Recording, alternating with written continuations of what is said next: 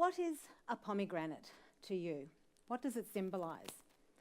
Apart from the fact that that we could not perfect on what nature has done, it's an incredible fruit really when you look at it. In actual fact, the pomegranate has incredible significance to so many faiths and cultures around the world. To Jewish people, the pomegranate symbolises fruitfulness. It is eaten on the Jewish New Year and is said to have 613 seeds, which is actually how many commandments there are in the Jewish Bible or Torah. In Christian traditions, the pomegranate is used in art as a very common motif. And in Eastern Orthodox traditions, the pomegranate is used basically for memorial services as a symbol of the richness of eternity. In Buddhism, the pomegranate is regarded as one of three blessed fruits, alongside the peach and the citrus. The Quran, it's mentioned 3 times and is said to grow in the gardens of paradise. And in Hindu traditions, the pomegranate is said to symbolise fruitfulness. Who would have known? The power of the pomegranate actually reminds us of the incredible richness in our traditions, of our faiths and cultures. We have accumulated so much knowledge about food equity, sustainability, connection to land, but we have basically forgotten most of it. We have lost connections with our own faiths and cultures and, of course, with others as well. We are the first generation to eat foods out of season. We have lost touch with the cycles of agriculture. But seeds are growing. We are starting to take a real interest in where our food comes from. We recognise that Indigenous cultures have a lot to teach us. Reclaiming and revitalising the knowledges from our faiths and cultures actually has so many benefits, not just for learning about the connection to land and food equity and food sustainability, but it brings us together, it brings us to the same table. We call it fertile common ground. Looking ahead, we should be mindful of what is behind us. So imagine a garden, an interfaith and intercultural garden, where faiths and cultures come together and regularly plant, reap, sow, share meals together. Well, you actually don't have to imagine this because it exists, and it exists very close to where we are now in Sydney's Lower North Shore. The Food Faith, Interfaith and Intercultural Garden is a hub for different faiths and cultures who come together regularly and plant, sow, share meals. There is so much bad news out there about the environment and about social unrest that we actually need a positive antidote to all this bad news. So as a journalist who's worked for many, many years in newspapers and television, I've worked for newspapers such as the Sydney Morning Herald and the Australian and in current affairs programs. I know the bad news sells. We all know that. And it can, of course, make us very cynical. Why is that? But I think we also have to remember that we are interested in good news as well. And bad news does sell, and we are engaged with bad news, but only if we think we can do something about it. And if there's a sense of emotional distance. With the environment, with rising sea levels, with social unrest, with rising levels of social unrest, that's a bad news story we can't do much about. We actually need to engage and do something positive about these 2 big stories of today. It is important to switch on that part of us that feels disengaged. We need to feel empowered. Which is why the positive and nourishing aspects of our different traditions and food and sustainability can actually nourish us. So my PhD research at the Institute for Sustainable Futures at the University of Technology Sydney has a working title of Raising the Agenda of an Inconvenient Message. I find it very, very interesting. How do we engage people in a subject that's very difficult? Borrowing from Al Gore with the inconvenient message. So my research has impressed upon me again and again that there are 3 core factors to get us engaged in these very important issues. We need to be positive. We need to embrace intrinsic values. Now, intrinsic values are those values that are larger than self. Extrinsic values are those values that have been used quite a lot in the last week: fear, anger, divisiveness. Yes, they work, but only short term. All the campaigns, all the research shows that it's the positive intrinsic values that end up galvanising people and engaging them positive long term. That's number 1. Number 2, we need to walk the talk. There's no point in having a talk fest. We need to know that we can actually do something practical, engage, that switches us on and engages us, empowers us. We've all heard about think global, act local. That's where it comes from. That's where it's relevant. And very importantly, we need to bring in people who aren't necessarily aligned. There are a lot of people who are fence-sitters, who are disengaged. We need to bring in people who are interested, but who are disengaged. So part of all this, well, this propelled me to set up Food Faith, which embraces all these objectives. Food Faith was basically set up early last year in 2015. And we had an incredible gathering of faith and cultural leaders.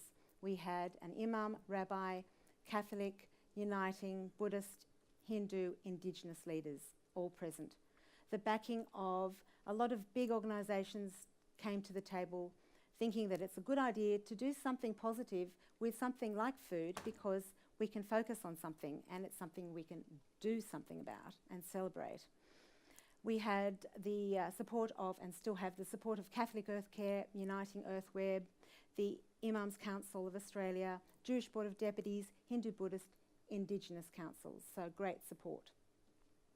The Interfaith and Intercultural Garden in Lane Cove was started at the beginning of this year with the support of Lane Cove Council. It's shaped like a giant flower. We didn't want to use any particular religious symbols. The flower is a symbol of nature, of something that all children will just draw naturally.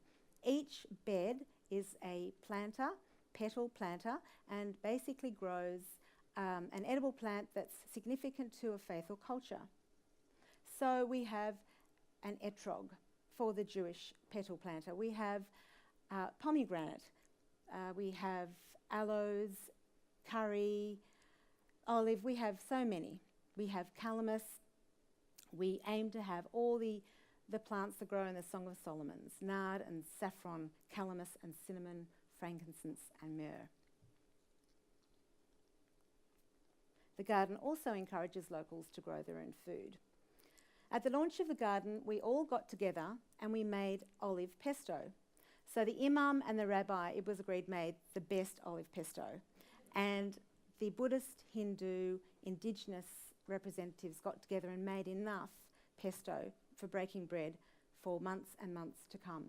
And incidentally, think about the olive. What does it symbolise? When we drizzle that olive oil, think about where it comes from. The Romans, of course, discovered it in the Middle East. They took it back to Italy, and the rest, as we know, is history. It's launched 1,000 cookbooks. But the olive branch is a symbol of peace, and olive oil has been used in all religions, or many religions, as a sacred oil to anoint those special ones. The garden recently hosted an Indigenous event with an incredible speaker, Shannon Saltwater Dharamal, Knowledge Keeper. So she spoke of the extraordinary knowledge, of course, that Indigenous people have for plants. She spoke of the lamandra, which is all around us. It's ridiculously common. We would walk past it every day. Indigenous people have used lamandra for nectar, for grains, for cakes, and for weaving. The 3 school groups there left incredibly enthused and motivated to go back to their schools and home and plant these plants and learn more about. Importantly, contemporary doesn't always have to mean shiny, brand new. Shiny, old is also important, and we can reclaim and revitalise these wisdoms. So if any of you have read Bruce Pascoe's book, Dark Emu, which won the New South Wales Premier's Book of the Year award last year, it talks about the accounts of the early European settlers and explorers who came across indigenous groups who offered them these cakes and these breads made with local rices and local wheats. The CSIRO is doing research into these particular grains because, it's not rocket science, they don't need as much water. So why aren't we growing them? These settlers and these explorers remarked that these cakes were amongst the most extraordinary cakes they'd ever eaten. So we're just now starting to wake up to the fact that we can, of course, learn so much from the past and see it through a new lens. Well-known and respected leaders of different faith and cultural groups are starting to speak out about food equity, about connection to land, recognising that this is a very important issue. Pope Francis, in his encyclical in 2015, the encyclical was called On Care for Our Common Home. He focused on these issues. He said, "We have forgotten that man is not only a freedom which he creates for himself. Man does not create himself. He is spirit, but also nature." In the spirit of Catholic teachings, Australian Catholic Earth Care is now offering permaculture lessons and courses. Bill Mollison, an Australian who created permaculture, said that philosophy of permaculture is working with nature rather than against it. The Torah, the Jewish Bible, actually operates or works around the agricultural seasons. We all know about the Sabbath, the seventh day of rest. How many of us know about the seventh year of rest called the Shemitah? It was mandated that every seventh year the land should lie fallow so that it could revitalise, rejuvenate, and that people who were poor could take of the land what they would like. This practice is now being, of course, celebrated today in many different ways. We all know about crop rotation and the research around crop rotation that, of course, shows now that soil organic carbon increases when the land is left to lie for a while, as does permaculture. We hope to create more fertile common ground with more of these interfaith and intercultural gardens. We feel that it's very important to think backwards, forwards, to be aware of the rich traditions of our cultures and our faiths, of everything that we have almost lost sight of, and reclaim. I guarantee that if you open the book on these plants and learn more about the teachings, next time you open a pomegranate or drizzle some olive oil or walk past a lamandra bush, think about where it comes from and what the significance is. Don't be afraid to reinterpret this knowledge through a modern lens. In the past, the pomegranate was a symbol of fertility.